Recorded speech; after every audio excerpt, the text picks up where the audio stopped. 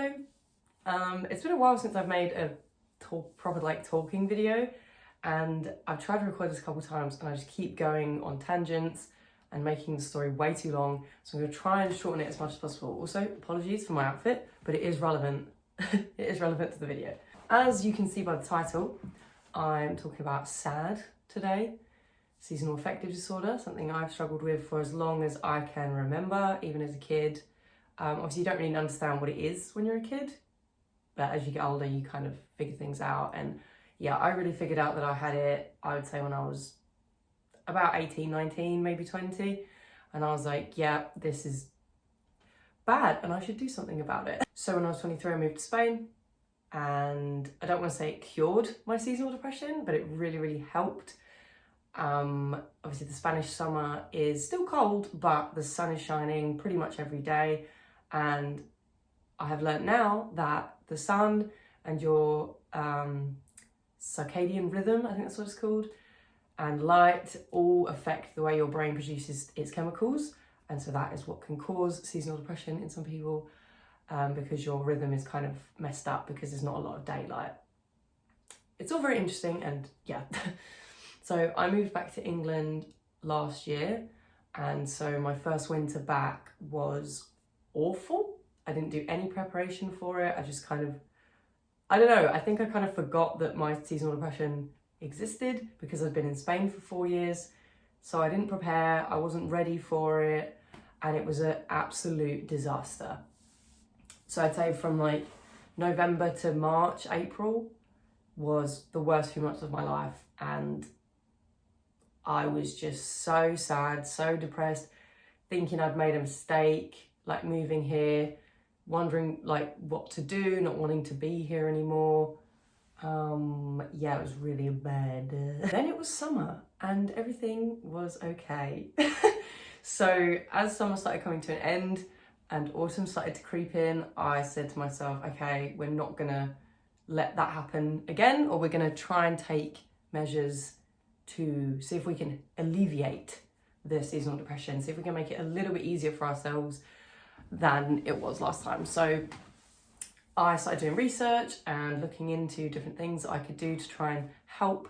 And I found a few, and I've been doing them now for, it's December now. I've been doing them since October. So about 2 months I've been doing these things. And the most recent one I've been doing for a few weeks, I think. God, time is escaping me. Yeah, so I'm going to talk about what I have got, what I have done, things that have helped me, things that haven't helped me. This is all just my personal experience. But if any of this can help someone else with seasonal depression, then haha. The first thing I want to talk about is arguably one of the more important ones, but whatever. It's this. This is a SAD lamp, which I had heard of a SAD lamp before. I think most people have heard of SAD lamps, but I was very naive, I would say, in thinking, oh, an artificial light isn't going to make me feel happier. If anything, I found it almost irritating that people even suggested it. Like, oh, a little light's gonna make you happy. But I was wrong, alas. So I got this a few weeks ago. This was the most affordable one I could find. I will link it in the description. I believe this one was about £50. You can get bigger ones, bougier ones, nicer looking ones, but I'm on a budget, so I got the cheapest one. And yeah, damn, this thing, it's impressive, I have to say. It is impressive. Hello from over here now. I brought you over to my desk to show you how I use the light, and I also wanted to read off the NHS website what they say about the SAD lamp, because I was never going to remember it, and this is factual and I feel like you should hear it. So, some people with seasonal affective disorder find light therapy can improve their mood considerably. This involves sitting by a special lamp for around 30 minutes to an hour each morning. So I do at least 30 minutes a day, preferably more if I have the time, but obviously I know not everybody has the time. So it is thought that the light may improve seasonal affective disorder by encouraging your brain to reduce the production of melatonin, a hormone that makes you sleepy, and increase the production of serotonin, a hormone that affects your mood. basically by mimicking the sunlight that is missing during the darker winter months. So there is research on it, and it isn't just like something that people have made up. So I just wanted to read that. Anyway, let me show you how I use it. So this is my desk. Here's Napoleon Dynamite. I have it, oh God, you can't even see it. I have it here, right here. So it's very bright, okay? Do not be alarmed.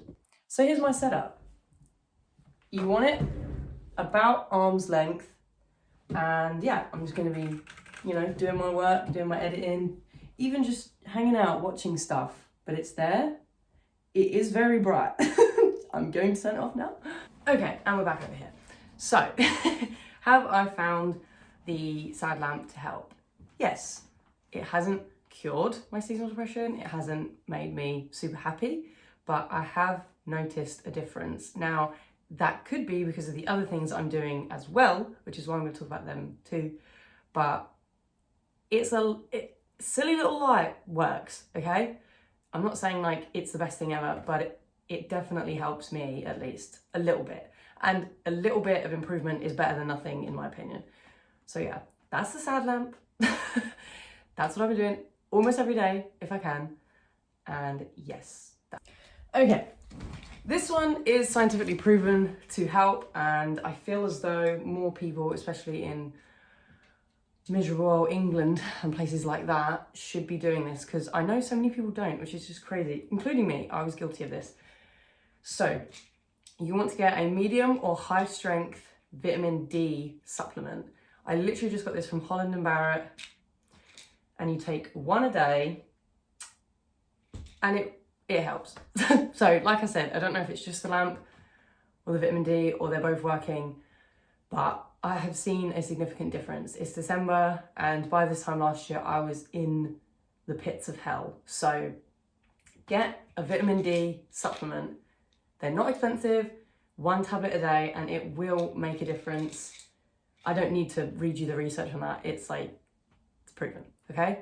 Last thing I want to talk about may be a little bit silly, but you know what? It's helping. So what are you gonna do?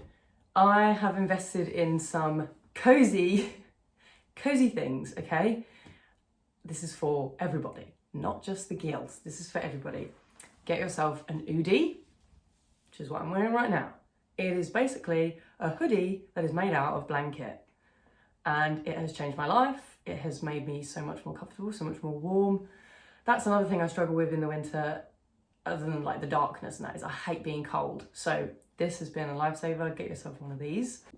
And now hello from my bedroom. Sorry for the change of scenery again, but in the bed I have the duvet, I have a blanket, a soft fuzzy blanket.